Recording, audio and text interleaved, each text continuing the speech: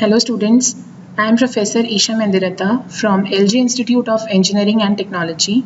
So in today's video, we will be discussing the second part of the topic cantilever, wherein we will be discussing cantilevers which are loaded in the middle, uniformly loaded cantilevers, and we'll be seeing a small method by deriving Young's modulus with the help of cantilever method. So if you have any difficulties in understanding any topic in today's video, you can contact me on this below mentioned email ID, that is isha.mendiratha@lginstitutes.edu.in. So shall we start with our lecture?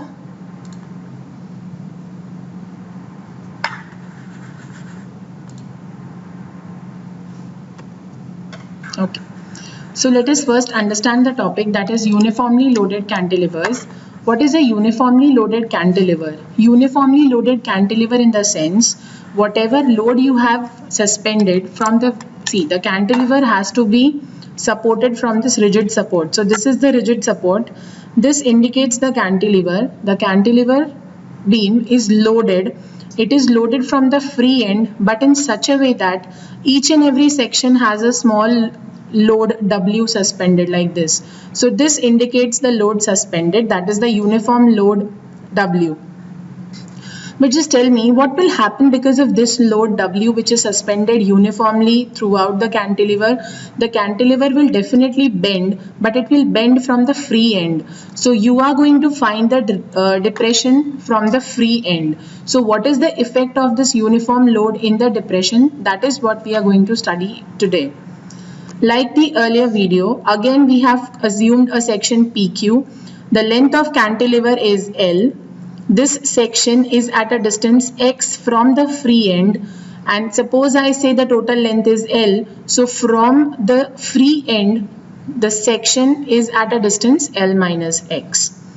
Now when this load is suspended, the cantilever is going to bend like this. So this section PQ, the section PQ that we have assumed has now moved to this portion. So this is what I have labeled P dash Q dash, and this is the angle d theta, a very small angle d theta. This will be the radius of curvature.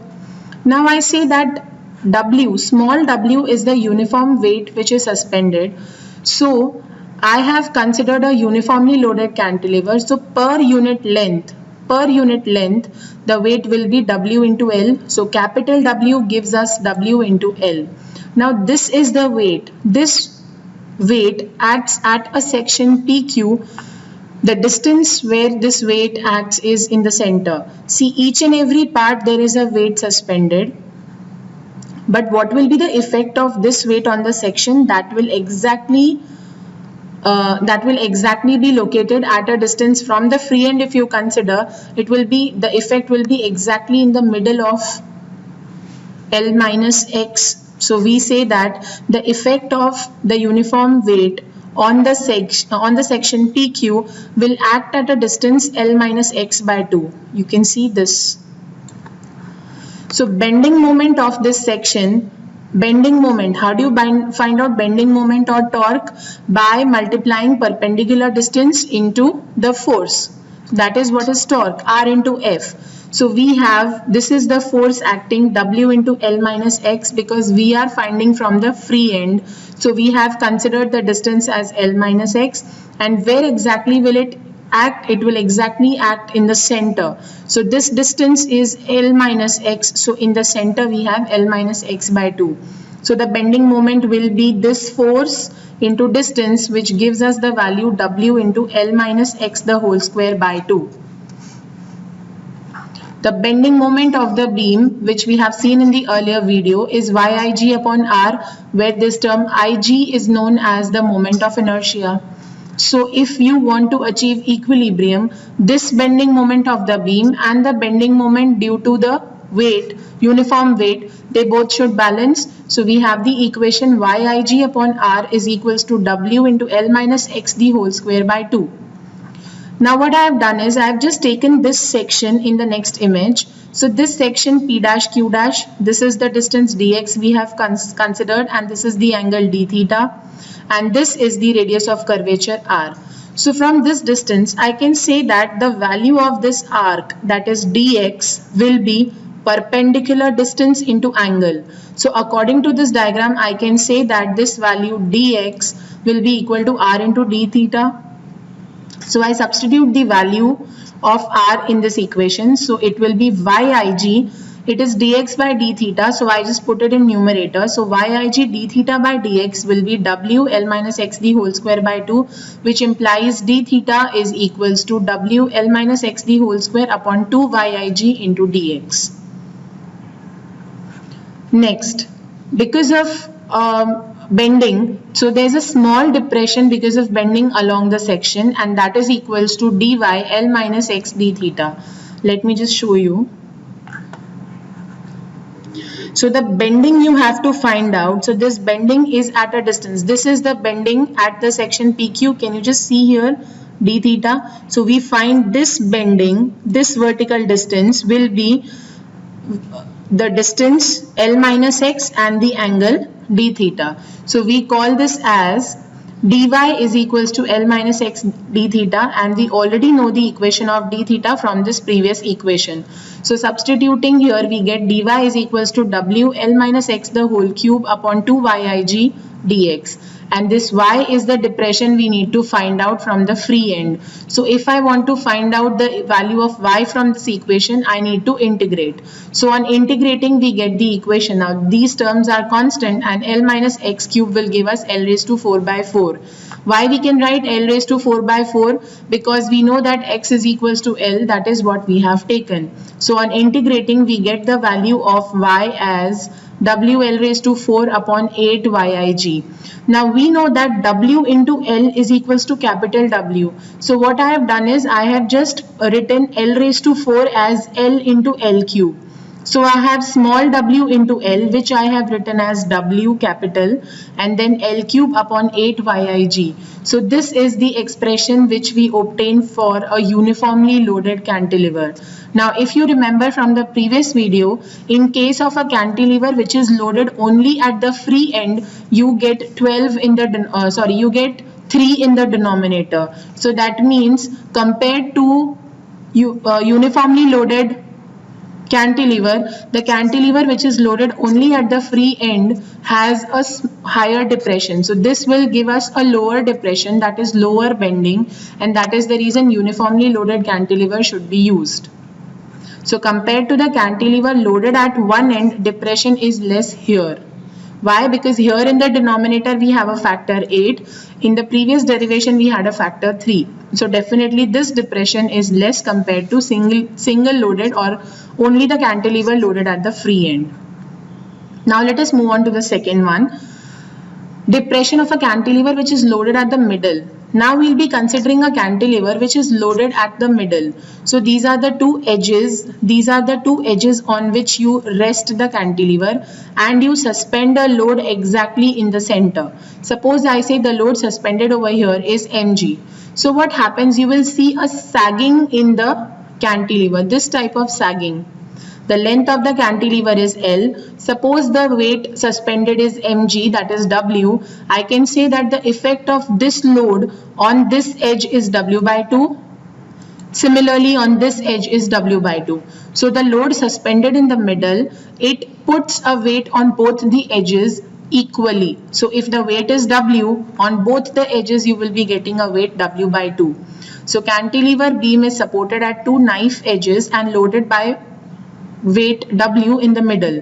So the reaction of each of the knife edges would be W by 2. Where will you get the depression? Suppose I just say that this was my cantilever beam. So the depression will be in the middle. So the depression of the middle point, what we do is in the earlier derived derivation, that is y is equals to 4WL cube upon YBD cube, we have just considered y is equals to, instead of weight W, the weight is W by 2 because the reaction is half.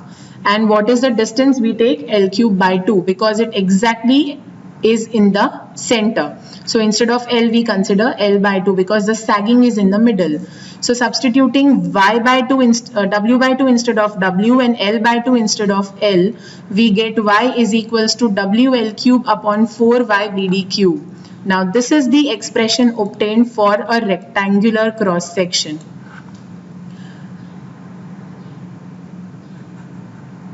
On the other hand, if you have a circular cross section, only the equation of depression will slightly change because the moment of inertia would be different. So for a circular cross section, W by 2 instead of W, L by 2 as it is, denominator has 3y pi r raised to 4, where r is the radius of the circular section. So you get y is circular cross section. So you get y is equals to WL cube upon 12 y pi r raised to 4, where r is the radius. So this is how we obtain the expression for depression of a cantilever circular cross section that is loaded in the center. Now let us move on to the next topic, that is Young's modulus by cantilever.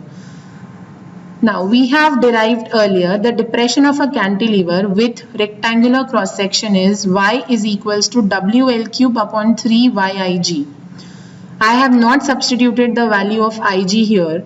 For different cross sections, the moment of inertia changes. So I have just kept as it is. So from this equation, I can write W, that is the value of weight suspended, will be 3yig upon L cube, where this y is the Young's modulus, this small y is the depression, ig is the moment of inertia, and L is the length of cantilever.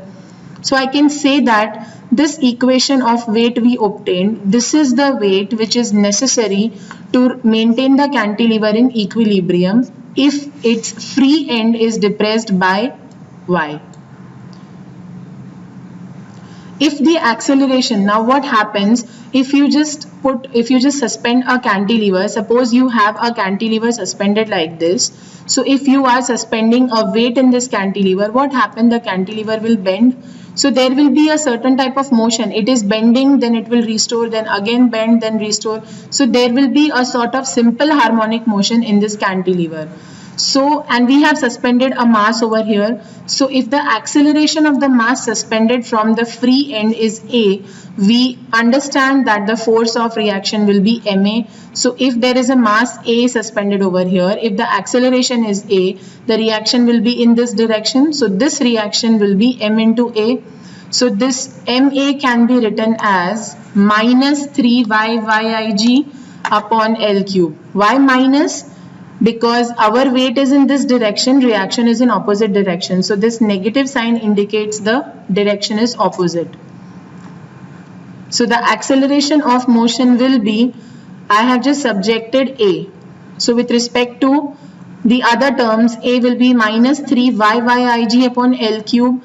What I have done is, except this term y, all other terms are a constant. Young's modulus for a beam will be constant. Moment of inertia will also be constant. Mass is a constant mass that we have suspended, and the length of cantilever is not going to change. So I have taken 3 into capital Y into Ig upon M into L cube as a term mu. So this mu is taken as a constant. We get A is equals to minus Y. So I can say that this A is proportional to the depression Y. What does this mean? Acceleration is proportional to depression Y or to displacement. Which type of motion has this principle or this base? It is simple harmonic motion. So simple harmonic motion says that acceleration of the motion is directly proportional to displacement. This is what we got in this case. So such is a case of a simple harmonic motion which has a time period which can be given as 2 pi under root of 1 upon mu. So instead of mu, if I substitute the values, I get t is equals to 2 pi under root of ml cube upon 3yig. Time period will be measured according to the motion of that cantilever beam.